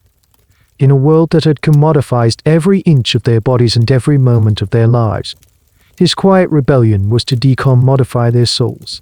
It was a final, sacred anti-transaction. The motivations of head priest Seinyu are a topic of gentle debate among historians. Was he a forward-thinking social critic, consciously protesting the inhumanity of the Yoshiwara system? Did he see this as a political act, a statement about the value of women's lives? Or was his motivation purely religious and deeply personal? Was he simply a devout Buddhist who believed, in his heart, that all beings, without exception, are equal in the eyes of the Buddha and deserve a compassionate transition into the next life? His rebellion may not have been aimed at the shogun, but at the cosmic injustice of their fate. We can't know for certain what was in his heart, but we can see the result. In the face of an industrial-scale system of dehumanization, one quiet monk began the painstaking, individual process of rehumanization. He looked into the pit of the nameless, and instead of a statistic, he chose to see a person. And then another, and another. He gave them names. But he knew that names chanted in a prayer hall could fade like incense smoke. He needed something more. He needed something that would last. Something that would speak for these women long after he, too, was gone. Head priest Seinyu knew that his private acts of compassion, the bestowing of posthumous names, were not enough. They were whispered prayers that faded into the air. The physical reality of the temple was still one of anonymous, unmarked earth.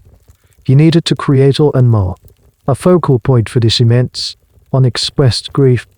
He needed a stone that could speak. So he began to raise funds, using the temple's own money and soliciting small donations from the local community, a community that had a complex, symbiotic relationship with Yoshiwara. He commissioned a memorial. It was not a grand, ostentatious monument. That would have been inappropriate and far beyond his means. Instead, he planned for a simple, dignified stone statue, a representation of Canon, the Buddhist offer of mercy and compassion, a fitting guardian for these souls. But the most important part of his plan was the inscription. He wanted the memorial to tell the truth. He wanted it to be a permanent, public acknowledgement of what this ground held. When the stone was finally carved and ready, Seinyu had it erected on the temple grounds, overlooking the area where so many had been buried, and on it, He had an inscription carved with both a lament and a quiet accusation that reads, "In part, born in this realm, we were sisters. Our death shall make us sisters in the land of Buddha." It was a simple, powerful statement. It claimed a kinship with these women, a sisterhood that transcended their profession. It took the outcasts and declared them family. And then, he added a small, almost poetic line that has echoed through the temple's history ever since. It simply says, "The suffering of this quarter is no more." It's a line that can be read into ways.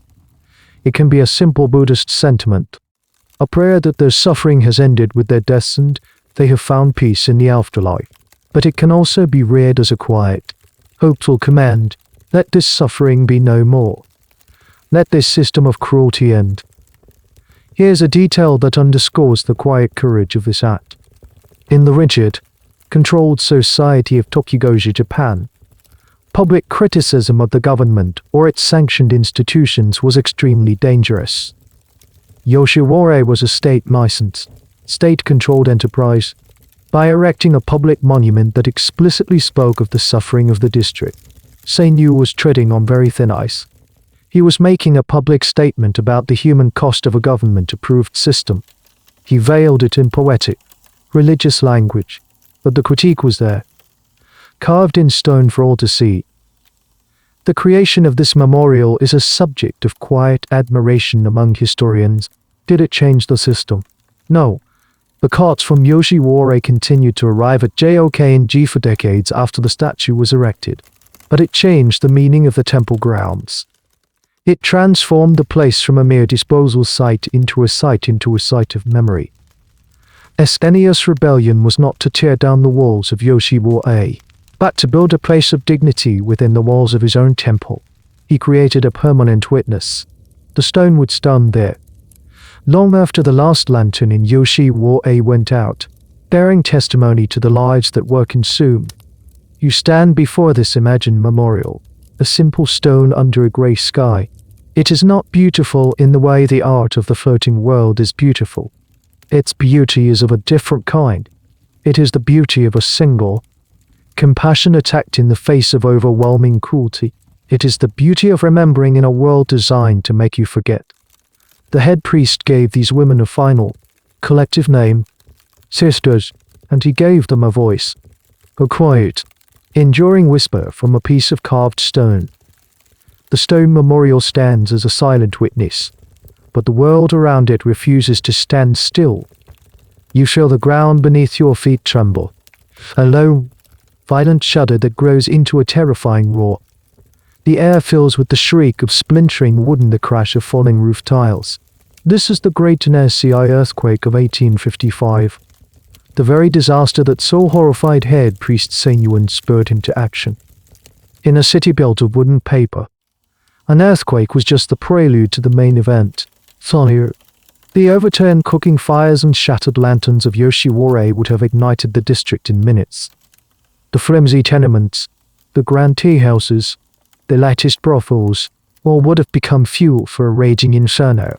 For the women trapped inside, escape would have been nearly impossible. The narrow, labyrinthine alleys would have become channels of fire, a single great gate at deadly bottleneck.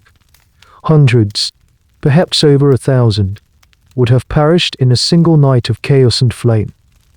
The aftermath would have been a scene of apocalyptic devastation, a smoking field of rubble and ash where the nightless city once stood, and for weeks, the carts would have trundled the short distance to Jokn-ji, their sad cargo a testament to the disaster. But the story of Yoshiwara is not just one of tragedy, but of a strange, almost monstrous resilience.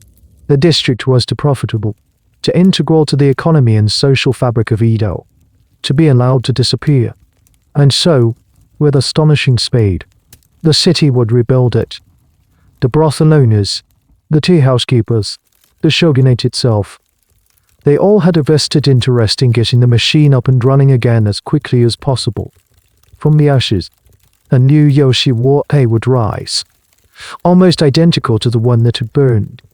New timber frame buildings, new paper screens, new lanterns painted with the old, familiar crests, and, Most importantly, a new supply of women. The disaster that killed so many of the district's residents also created a fresh wave of poverty and desperation in the surrounding countryside. Families ruined by the earthquake would have been forced into the heartbreaking choice of selling their daughters to the newly rebuilt brothels. The system didn't just survive the disaster, it fed on it.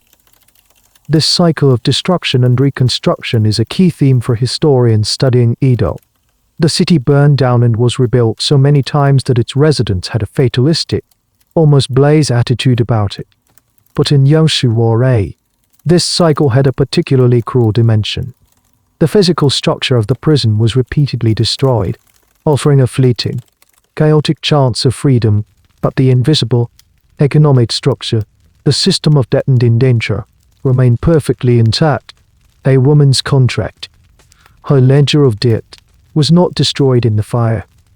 It was a legal document that would be reasserted the moment order was restored.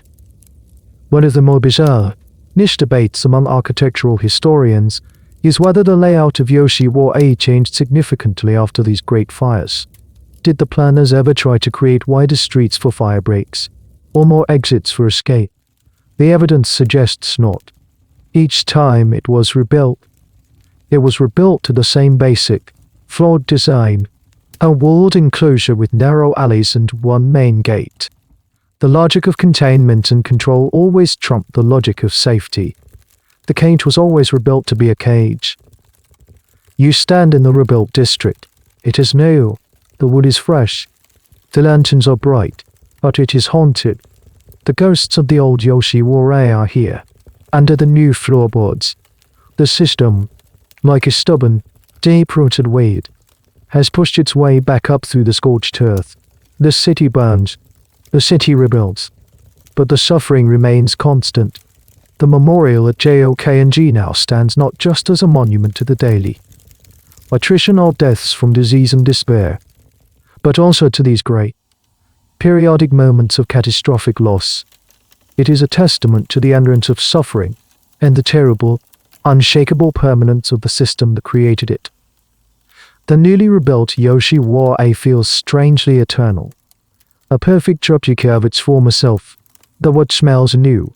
The paper on the screens is crisp and white. But the rhythm is ancient and unchanging. The same song plays the same sad, sweet songs. The Oiran practice the same impossible, gliding walk. The men in the back alley still make their grim marks in their ledgers. The system, having survived fire and earthquake, seems indestructible, a permanent feature of the city's landscape, as fixed and certain as the rising of the sun. But outside the walls, beyond the blackened teeth ditch, the world is beginning to change in a way that is far more profound than any fire. It begins not as a tremor in the earth, but as a whisper on the docks, a rumor, a story told by fishermen with wide, frightened eyes, a story of ships, not the familiar wooden sailing ships of Japan, but immense, black-hulled vessels, bigger than floating temples, that moved against the wind and tide, breathing thick black smoke like dragons. The Black Ships. It's 1853. And Commodore Matthew Perry of the United States Navy has arrived in Edo Bay, ending over 2 centuries of Japan's self-imposed isolation. His arrival is a cannonball fired into a still, quiet pond, and the ripples eventually reach even the sequestered world of Yoshiwara. At first, the change is subtle. The talk in the tea houses is of these strange foreigners, the southern barbarians. Then, as treaties are signed and ports are opened, the foreigners themselves begin to appear in the streets of Edo, and inevitably, some of them find their way to the great gate of the nightless city. You see one now. A tall man with hair the color of straw and eyes the color of the sky. He towers over the locals. His woolen clothes strange and stuffy, looking in the humid air, the leather of his shoes making a solid, unfamiliar sound on the packed earth. He is an object of intense curiosity and no small amount of fear. He is a new kind of client, one who does not understand the rules, who does not speak the language, who does not appreciate the subtle art of chic elegance. For the brothel owners, he is a new source of revenue. For the women, he is a frightening unknown. And these foreigners bring with them not just their strange looks and therefore uncurrency, but their technology. One of the most disruptive is the camera. Imagine a man setting up a cumbersome wooden box on a tripod in the middle of the Nakano-cho. He disappears under a black cloth, fiddling with glass plates and volatile chemicals. This new magic, photography, captures the world in a way that is brutally, unforgivingly real. Unlike the woodblock prints, which could idealize a court scene, slimming her face, smoothing her skin, and capturing her in a moment of perfect grace, the camera shows everything. It shows the exhaustion in a woman's eyes, the slight crack in her white makeup, the frayed thread on her kimono. It is a technology of truth in a world built on fantasy. And its survival is a quiet omen of the end. This influx of Westerners and their ideas ignites a fierce, ongoing debate that historians are still untangling. The Westerners, merchants, diplomats, and missionaries, were often horrified by Yoshiwara. They saw it not as a sophisticated floating world, but as a system of slavery, and they wrote about it in their letters and reports back home. Did this external moral pressure from the West lead the Japanese government to eventually reconsider and abolish the system? Or, as many modern historians now argue, was the change driven more by Japan's own internal motivations?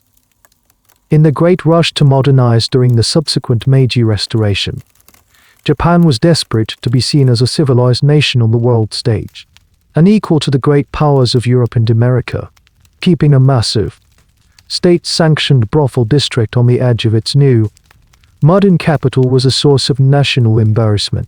In this view, the abolition of Yoshiwara had less to do with a sudden concern for the women's human rights and more to do with geopolitical posturing on national pride. The women's suffering was not the reason for the change, but a convenient excuse. The whispers are growing louder now. New words are being spoken in the tea houses. Human rights, monogamy, abolition, the indestructible walls of Yoshiwara, which could keep out fire and sword, are proving to be permeable to something far more powerful, an ideal. The old ways are being questioned. The eternal, unchanging rhythm of the district has been disrupted.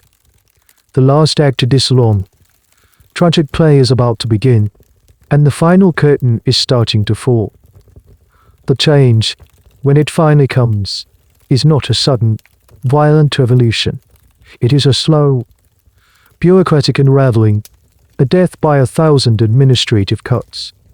The whispers of the new era have grown into official proclamations. You are standing in Yoshiwara, but it is no longer the city of the shogun. It is now Tokyo, the capital of a new, modernizing Japan under the Emperor Meiji. The samurai with their two swords are gone, replaced by men in Western-style suits and bowler hats. The first major blow comes in 1872 with the Emancipation Edict for Prostitutes. On paper, it is a revolutionary document. It declares that the buying and selling of people is inhumane and illegal. It nullifies all the outstanding debts of the courtesans, declaring their indentured servitude to be over. The chains of silk and gold are, by imperial decree, broken. The women are, in theory, free. You can imagine the scene. An official, perhaps flanked by police officers, reading the edict aloud at the great gate. The confusion, the disbelief, the flicker of hope in the eyes of the women, the quiet, simmering fury in the eyes of the brothel owners, who see their entire business model, their lifetime of investment in human property, being wiped out with the stroke of a pen. But a law on paper and a reality on the ground are two very different things. What does freedom mean to a woman who has known nothing but the inside of these walls since she was a child? Where is she to go?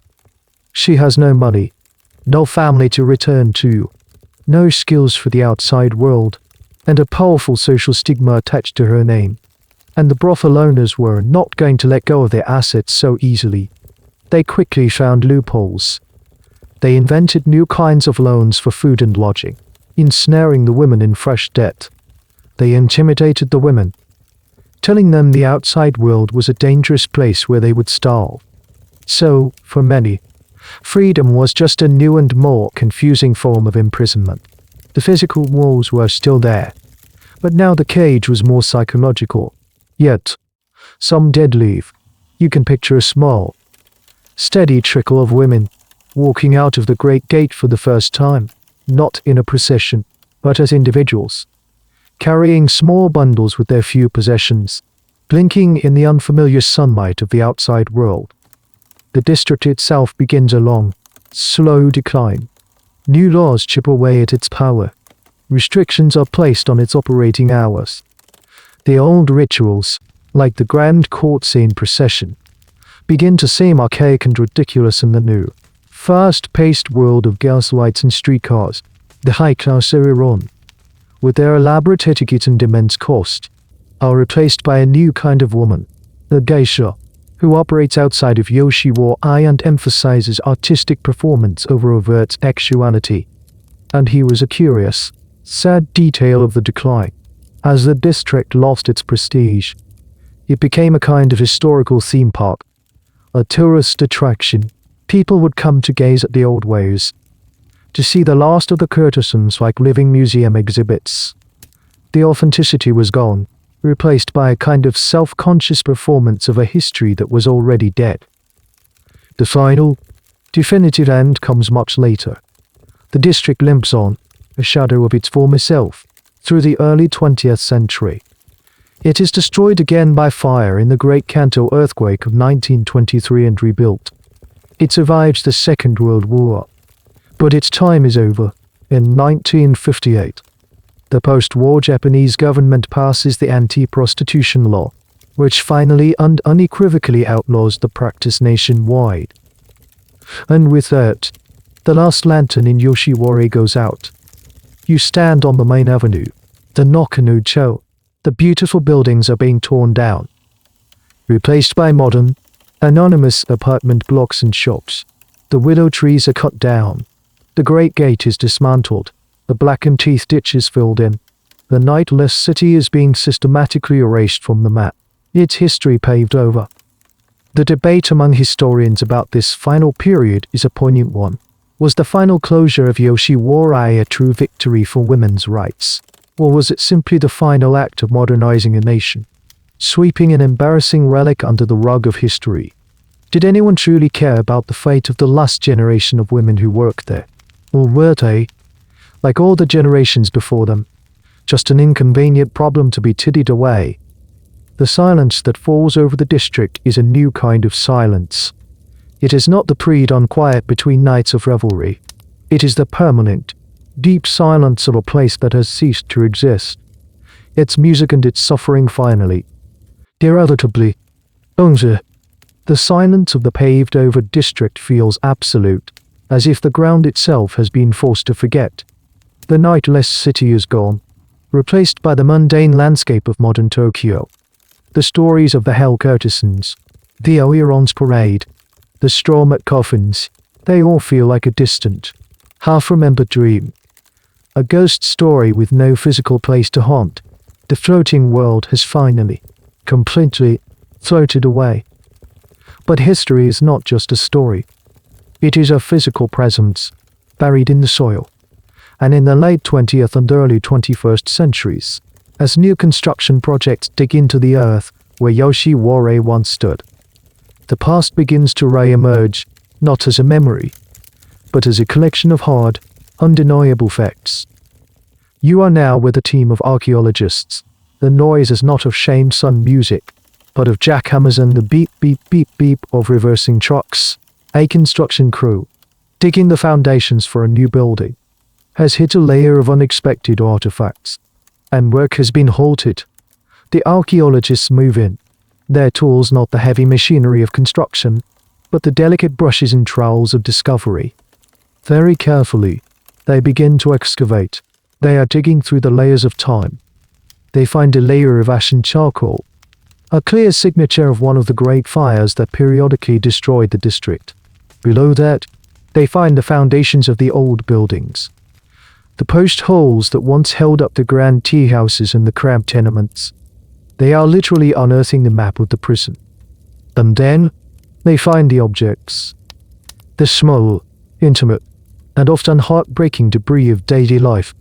They unearth thousands of fragments of porcelain, sake cups, rice bowls, small dishes for pickles. They find a woman's hairpin, its delicate floral carving still visible. Lying in the dark, damp earth, they find a single black lacquered cloak, its silk strap rotted away. Each object is a tangible link, a direct physical connection to a life that was lived here. One of the most fascinating and scientifically important discoveries from these digs is the sheer volume of cosmetic containers. Archaeologists have found countless small ceramic pots that once held the white face powder, the red safflower paste for lips, and the black tooth dyeing lacquer.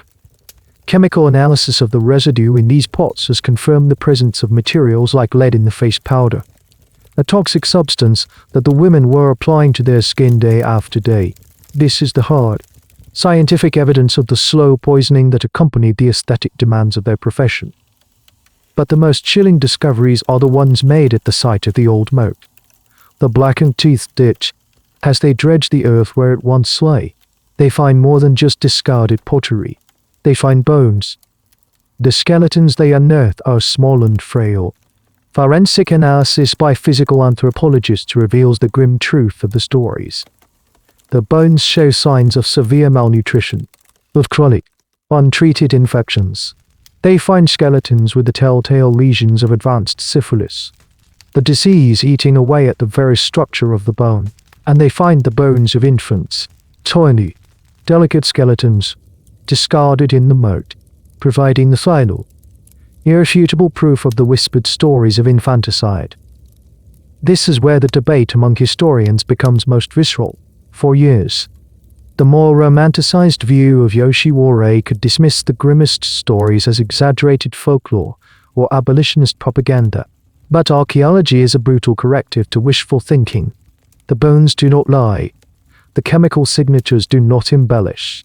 The scientific evidence being unearthed from the soil confirms, in horrifying detail, the very worst accounts of life and death in the district. It proves that the stories of the Hell Courtesans were not an exaggeration. If anything, they were an understatement. You watch as a researcher gently brushes the dirt from a small, recovered object. It is a cheap, mass-produced ceramic hair comb, the kind a lower-ranking courtesan might have used. It is broken. For a moment, you can almost feel the presence of the woman who owned it. You can imagine her frustration as it snapped in her hand one morning. A small, forgotten moment of a forgotten life. But the comb is not forgotten anymore. It is being placed in a bag, labeled, and taken to a lab. It has become evidence. The silent ground has finally been given a chance to speak, and it is telling a story of suffering that can no longer be denied. The noise of the archaeological dig fades away. The unearthed fragments of the past have been catalogued and taken to museums, and the construction of the modern city has resumed. The site of Yoshiwara is now just another quiet, residential neighborhood in Tokyo. Its history hidden once more, this time beneath a layer of asphalt and concrete. It seems the final act of erasure is complete. But one place remains. You find yourself walking back to that small, unassuming temple. The one that stood just outside the old district's walls. You are returning to JOKNG. The temple is still here. It has survived the earthquakes, the fire bombings of World War II, and the relentless tide of urban development that has swallowed everything around it. It is an island of the past, surrounded by a sea of the present. The neighborhood is different now, full of apartment buildings and convenience stores. But as you step through the old wooden gate, the noise of the city seems to fall away. The air inside the temple grounds is still, and quiet, and heavy with memory. It is no longer the neglected, weed-choked place you first imagined. The grounds are clean, the paths are swept. JOKNG is not a forgotten relic. It is an active temple, and it has embraced its unique, tragic history. It is no longer called the throwaway temple in hushed, grim tones. No, it is a place of pilgrimage, a site of remembrance for those who know the story. You see the memorial erected by the compassionate head priest Senyu, The stone is darker now, weathered by more than a century and a half of rain and sun, but the inscription is still legible. Born in this realm, we were sisters. It stands as the heart of the temple, a quiet, powerful testament. Around it, you see newer additions. There are the smaller statues. There are rows of thin wooden memorial tablets, left by visitors, and there is a small, modern museum or display hall on the temple grounds, containing artifacts and documents related to the temple's history and its connection to Yoshiwara. And here you find a small, profoundly moving detail. The temple today has a nickname, a new one that has replaced the old, cruel one. It is now affectionately known by some as the Refuge Temple. This is a name traditionally given to temples that historically offered sanctuary to abused and runaway wives. By adopting this name, JOKNG has posthumously reframed its own history. It is choosing to be remembered not as the place where women were thrown away, but as the one place that offered them a final, compassionate refuge. The scholar community still actively engages with JOKNG. It is a vital site for historians, sociologists, and gender studies experts who are trying to piece together a more honest and complete picture of Japan's past. Is the modern temple's self-portrayal as a refuge a historically accurate representation of its original function? Or is it a more recent, compassionate reinterpretation of a much grimmer reality? This question is a central part of the ongoing academic conversation. Was it a refuge, or a necessary component of the exploitative system? The truth, as always, is likely uncomfortably in between.